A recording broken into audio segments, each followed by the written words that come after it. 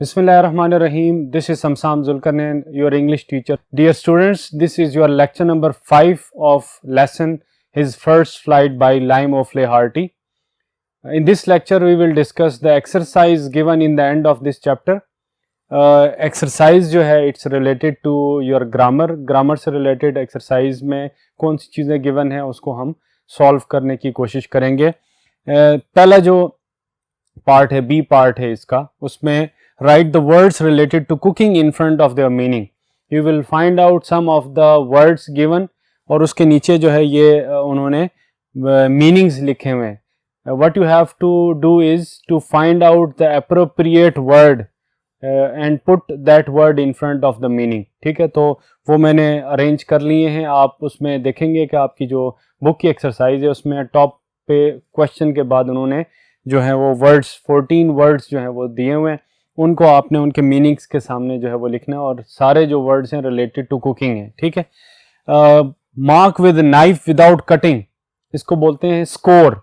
जब बारबेक्यू वगैरह किया जाता है या फुल जो आप चिकन या कोई लेग पीस या कोई गोश्त का बड़ा हिस्सा जब फ्राई किया जाता है और उससे पहले उसके ऊपर मसाले लगाए जाते हैं तो उसको जो है नाइफ से, शार्प नाइफ से उसके ऊपर कट्स लगाए जाते हैं ताकि वो मसाला जो है वो उस गोश्त के पीस के ऊपर जो है वो प्रॉपरली उसके अंदर एब्जॉर्ब हो, उसको बेसिकली स्कोर कहते हैं. ठीक है, mark with knife without cutting, complete cut नहीं करते हैं गोश्त को, उसको कट्स लगा के उसके ऊपर जो है मसाला वगैरह लगाया जाता है, उसको इंग्लिश में स्कोर कहा जाता है.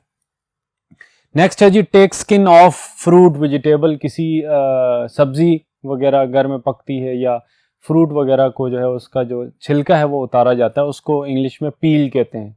ठीक है, my mother peeled the vegetables, my mother peeled the Apple and gave me a slice. तो वो पीलिंग होती है, वो जो छिलका उतारना होता है उसको पीलिंग कहा जाता है. उसके बाद नेक्स्ट है जी कट इनटू क्यूब्स, डाइसेस बोलते हैं.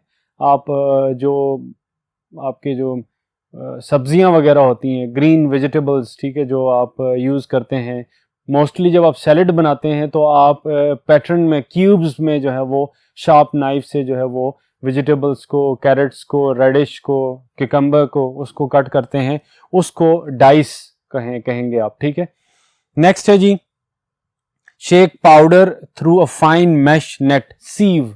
ठीक है, इसको सीव कहा जाता है. उसके बाद नेक्स्ट है जी मसाज विद हैंड्स, आटा गूंदना, नीडिंग द फ्लोर. ठीक है, कि वो आप के घर में जो आपकी वालदा हैं या सिस्टर हैं वो आपने अगर उनको देखा हुआ है कि जब वो आटा गूंदती हैं तो उसमें वो नीड करती हैं, वो मसाज करती हैं विद हैंड्स, इसको नीडिंग कहा जाता है. ठीक है, my mother is kneading the flour to make the bread. ठीक है, उसके बाद cook in hot water, boil करना, बॉयल. ठीक है, एग बॉयल करना या वेजिटेबल्स को बॉयल करना, पोटैटोज को बॉयल किया जाता है. ठीक है, उसके बाद turn heat down to heat slowly, simmer. ठीक है, बारबेक्यू वगैरह करते हुए आप गोश्त को हल्की आंच में पकाते हैं, उसको सिमर कहा जाता है. फिर नेक्स्ट है जी use implement to cut food into shreds. ठीक है, ये बेसिकली ग्रेट इसको बोलते हैं. श्रेड्स में मसलन आपके पास जो है वो मैश करने के लिए यही ये जो आपके वेजिटेबल्स वगैरह, गाजर वगैरह, उसको मैश किया जाता है, उसको छोटे छोटे श्रेड्स में, दागों में जो है वो कन्वर्ट किया जाता है. ख़ास तौर पर ये जो आपकी कैबेज है, बंद गोभी है, उसको सैलेड के तौर पर इस्तेमाल करने के लिए जो श्रेड्स उसके बनाए जाते हैं उसको ग्रेट कहते हैं. ठीक है, उसके बाद नेक्स्ट है जी cooking using hot oil in pan. ठीक है, फ्राई पैन वगैरह उसके अंदर गरम तेल में तलना, उसको फ्राई कहते हैं. ठीक है, टू फ्राई फिश. ठीक है, आप कह सकते हैं. फिर नेक्स्ट है कट वेरी रफली, चॉप करना, गोश्त वगैरह जो है उसको चॉप किया जाता है. ठीक है, उसको कीमा बनाने के लिए चॉप. ठीक है, चॉपर्स होते हैं. ठीक है, फिर स्टर इंग्रेडिएंट्स टुगेदर. ठीक है, डिफरेंट इंग्रेडिएंट्स हैं, आप कोई चीज़ बना रहे हैं, उसको स्टर करना, उसको इकट्ठा करना, ये बेसिकली अच्छे तरीके से उसको आप मिक्स कहते हैं. ठीक है, let's move to the next board. Okay students, cut in thin slices like paper. ठीक है, ये भी सैलेड्स वगैरह जब आप बनाते हैं तो जो सब्जियां हैं उनको काटा जाता है स्लाइसिस, पतले पतले जो है ना उसके कतले उसको आप बोलते हैं, बनाते हैं उसको स्लाइसिस बनाना या स्लाइस बनाना कहते हैं। फिर नेक्स्ट है जी cook in oven without oil, ठीक है, ब्रेड वगैरह पकाई जाती है, डिफरेंट मफिन्स वगैरह पकाए जाते हैं ओवन के अंदर, माइक्रोवेव या दूसरा जो आपका ओवन होता है उसमें, तो उसको बेक आप कहेंगे, ठीक है। उसके बाद cook in oven with oil, आपके गोश्त वगैरह, ठीक है, उसके ऊपर ऑयल लगा के गोश्त वगैरह उसको मैरिनेट करके उसको लाइट सा ऑयल उसके ऊपर लगाया जाता है और उसको जो ओवन के अंदर पकाते हैं उसको हम रोस्ट कहते हैं, ठीक है। नेक्स्ट ग्रामर से रिलेटेड अगला हमारा क्वेश्चन है, right the correct collective noun in front of its meanings. Again उन्होंने ये जो कलेक्टिव नाउन्स हैं वो दिए हुए हैं, नीचे उन्होंने मीनिंग्स लिखे हुए हैं, तो मैंने उनको रीअरेंज किया है और हम देखते हैं कि इंसेक्ट्स का जो ग्रुप होता है उसको हम स्वॉर्म कहते हैं। A swarm of insects were flying, a swarm of locusts attacked the field, a swarm of locusts attacked the village, ठीक है। आजकल टिड्डी दिल जिसको बोलते हैं, टिड्डी दिल, लोकस्ट्स, उसका हमला पाकिस्तान की डिफरेंट डिस्ट्रिक्ट्स के अंदर हो रहा है, तो उस लोकस्ट्स का जो ग्रुप होता है उसको स्वॉर्म कहते हैं, ठीक है। उसके बाद नेक्स्ट है जी कांग्रीगेशन, मैनी पीपल टुगेदर, ठीक है, बहुत सारे लोग इकट्ठे हों, उसको डिफरेंट मॉब भी कह सकते हैं आपको, लेकिन यहाँ पे वर्ड कांग्रीगेशन बेसिकली होता है रिलीजियस पर्पस के लिए इकट्ठे होना, ठीक है, किसी मजहबी लिहाज से इकट्ठे होना, उसको कांग्रीगेशन कहा जाता है, ग्रुप ऑफ पीपल को, यानी कलेक्टिव नाउन जो है कांग्रीगेशन, ठीक है। उसके बाद नेक्स्ट है जी मैनी फिश, ग्रुप ऑफ जो फिश हैं उसको आप शॉवल कहते हैं। फिर शिप्स जो हैं आपकी जो होती हैं डिफरेंट, ठीक है, आप कह लें कि आर्मी की जो शिप्स हैं या बाकी जो शिप्स हैं उनके ग्रुप को जो फ्लीट कहा जाता है कलेक्टिवली। फिर पेपर्स, बहुत सारे पेपर्स इकट्ठे हैं तो बंडल उसको आप बोलते हैं। फिर रूम्स जो हैं वो उसको स्यूट कहा जाता है, ठीक है, होटल्स के अंदर ये टर्मिनोलॉजी यूज़ होती है। फिर नेक्स्ट है जी कार्ड्स, 52 कार्ड्स का जो एक ग्रुप होता है उसको डेक कहा जाता है, ठीक है, 52 कार्ड्स का जो ग्रुप होता है उसको हम डेक कहते हैं। फिर मैनी नाइव्स को, बहुत सारी नाइव्स हैं उनका जो ग्रुप होगा सेट होगा, ठीक है, ये कलेक्टिव नाउन्स हैं। फिर नेक्स्ट जो हमारी एक्टिविटी है वो है choose the correct verb, mind the noun singular और प्लूरल।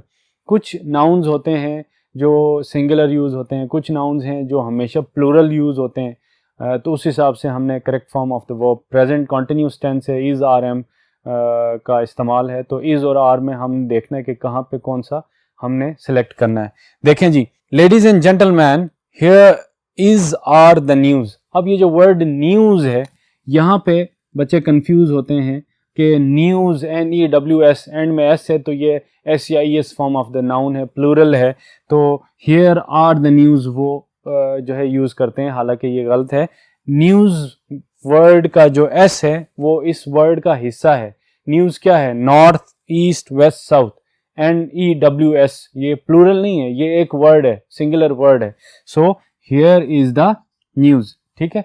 उसके बाद नेक्स्ट है जी where is are my shoes. अब देखें शूज जो है वो प्लूरल है, शू का प्लूरल SEIS फॉर्म, तो उसके साथ हमने वेयर आर माई शूज, उसको हम उसी हिसाब से आर जो है हेल्पिंग वर्ब यूज करेंगे। ये इसको सब्जेक्ट वर्ब एग्रीमेंट भी बोलते हैं कि जिस तरह का सब्जेक्ट होगा इसी तरह का वर्ब। सब्जेक्ट अगर सिंगुलर है, सब्जेक्ट नाउन है और सिंगुलर है तो आपने सिंगुलर हेल्पिंग वर्ब का इस्तेमाल करना है। सब्जेक्ट अगर प्लूरल है तो उसी तरह आपने प्लूरल हेल्पिंग वर्ब का इस्तेमाल करना है, ठीक है। Let's move to the next board.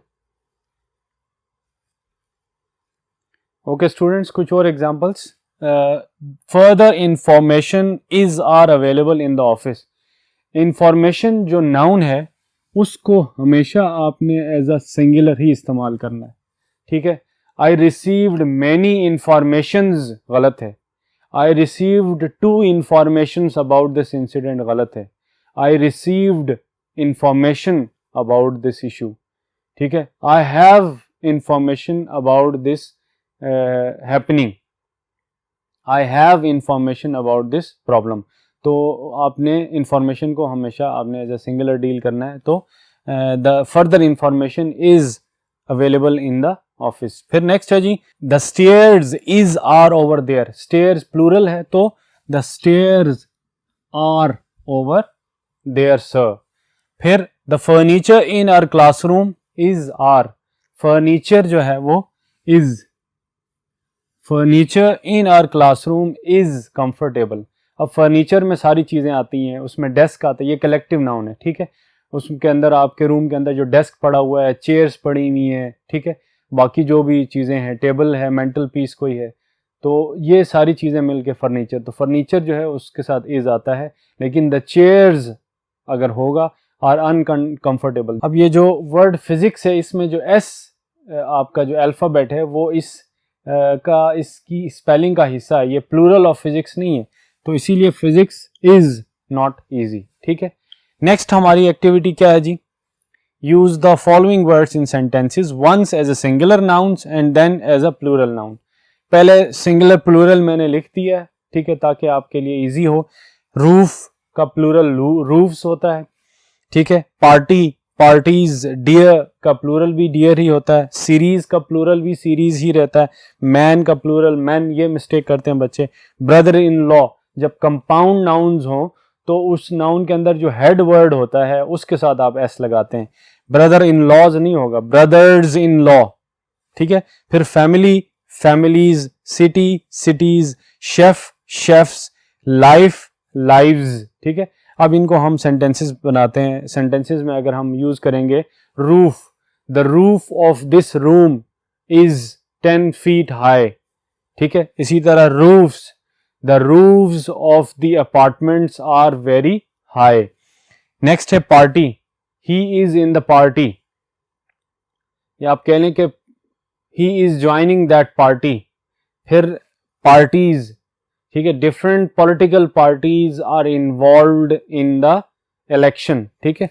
फिर नेक्स्ट है deer, he is hunting a deer. अब डियर को एज अ प्लूरल आप यूज करेंगे तो deer are running away from the line. Deer are running, deers नहीं होगा वहां पे भी, ठीक है।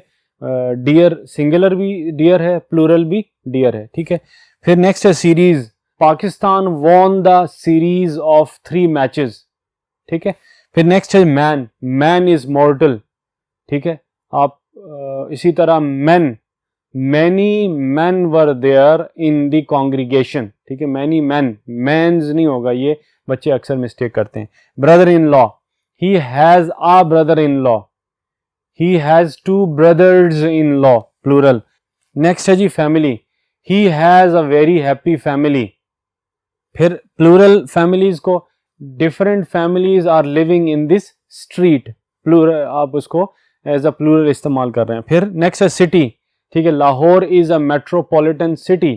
फिर cities, Islamabad, Lahore and Karachi are famous cities of Pakistan. फिर नेक्स्ट है chef, he is a great chef. फिर chefs, there are 4 chefs who are participating in this contest, ठीक है। फिर नेक्स्ट है लाइफ, लाइफ इज प्रीशियस। फिर lives, the accident took some precious lives, some के साथ प्लूरल आ जाएगा।